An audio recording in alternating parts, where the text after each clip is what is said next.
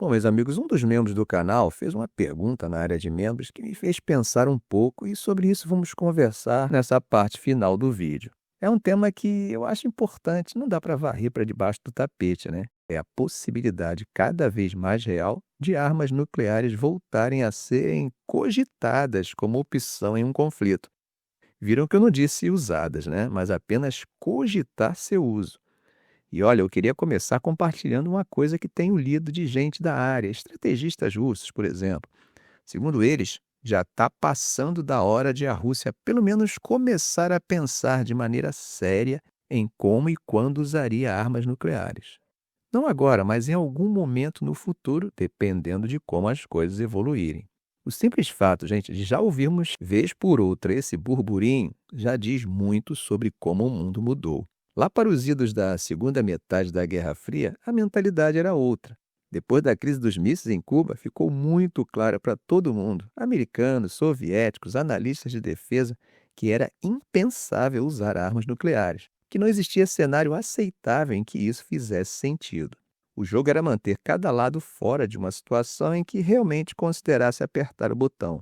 Mas hoje, olhando para a Ucrânia, para essa guerra por procuração entre Moscou e Washington, a gente está num mundo bem diferente, né? E não há dúvida de que bem mais perigoso. Aqui já não está mais no ponto de a gente discutir se foi uma agressão, foi uma invasão. Estamos falando aqui de um risco existencial para a humanidade. Eu não sei vocês, mas eu mesmo não acreditava que viríamos outra vez gente séria discutindo se Estados Unidos ou Rússia poderiam realmente usar armas nucleares num conflito. Mas aqui estamos, né? E por isso, eu não digo que a chance seja grande, mas ela é muito mais real do que podíamos imaginar alguns anos atrás. E aqui, gente, não estou falando dos teóricos da conspiração, tá? Mas de gente séria, de acadêmicos das relações internacionais e de especialistas em defesa. Quando a gente olha para os últimos dias, quando os investimentos em armamentos crescem, os passos, mesmo que lentos, são constantes em uma escalada, bombas lançadas contra usinas nucleares, ataques contra interceptores e radares de defesa antimísseis com capacidade nuclear, as coisas ficam mais graves ainda. Bom, sabemos que Trump acaba de liberar o envio, na verdade a venda, de mais armas para a Ucrânia. E eu pergunto para vocês, que armas exatamente estão sendo enviadas? São armas com capacidade real de parar ofensivas russas? Ou até mesmo de virar o jogo? Ninguém explica, né? Falam de mísseis Patriots, mas olha, como eu já comentei em outros vídeos, os Patriots são sistemas de defesa aérea, não são projetados para avançar no campo de batalha. E mesmo para a defesa aérea, não existem tantos disponíveis assim para enviar à Ucrânia a ponto de fazer uma grande diferença. Segundo os próprios generais americanos, não tem estoque suficiente para isso.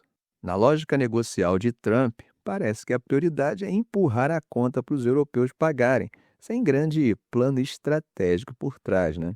E aí a retórica vai se sustentando, mas a situação no front não muda de fato. Por falar em Trump, ele está sendo obrigado a mudar os seus objetivos o tempo todo, né? Isso pelo fato de que, sob o ponto de vista diplomático e da conclusão de seus objetivos, ao menos até agora ele está fracassando em Gaza, está fracassando no Irã e está fracassando em conter os russos na Ucrânia. Como vocês lembram, ele assumiu falando em encerrar a guerra rapidamente. Mas na prática o que a gente viu foram crises se aprofundando. E aí entra a postura de Putin. Segundo analistas próximos ao Kremlin, Putin não perde muito tempo tentando interpretar o que Trump fala. Ele prefere se concentrar nos fatos concretos, né? O que realmente interessa para ele é que armas Trump consegue fazer a Europa mandar para a Ucrânia. Quando é que as sanções secundárias podem de fato entrar em vigor? É isso que conta para Moscou e não as declarações confusas do presidente americano. Mas o problema maior, meus amigos, é que Trump age como se a política externa fosse algo que se resolve no improviso, né? Como se ele pudesse mudar de ideia de uma hora para outra sem consequências. Mas nenhum presidente americano antes dele jamais se comportou assim. Isso, gente, é inédito. E não é à toa que nenhum outro tenha feito dessa forma, porque não funciona. Já ouviram falar em efeito borboleta? Pois é, em política externa, principalmente quando temos a ação de grandes potências, a imprevisibilidade é a regra, e isso se agrava quando essa variável é somada a ações imprevisíveis tomadas ao sabor do vento. E já que estamos falando de Europa, muita gente me pergunta, e a Alemanha? Bom, eu continuo achando que a Alemanha é o país mais poderoso da Europa depois da Rússia, né? Mas não acho que eles tenham a intenção ou a capacidade de conquistar vizinhos militarmente. O que me preocupa um pouquinho é outra coisa. Se os Estados Unidos começarem a retirar seu guarda-chuva nuclear, os alemães vão se sentir tentados a desenvolver as próprias armas nucleares. E aí a situação ainda complica mais ainda, porque eles estão geograficamente muito mais próximos da Rússia do que franceses e britânicos, e como vocês sabem, já têm arsenais nucleares. E aí vocês já perceberam, né? Nada deixa Moscou mais nervosa do que a possibilidade de mais armas nucleares no quintal europeu. E esse é o tipo de cenário que a gente precisa levar a sério.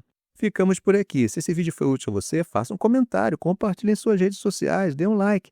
E é claro, se ainda não for inscrito, inscreva-se no canal e ative o sininho para não perder os próximos vídeos. Ok, gente? Um grande abraço do professor Arão Alves.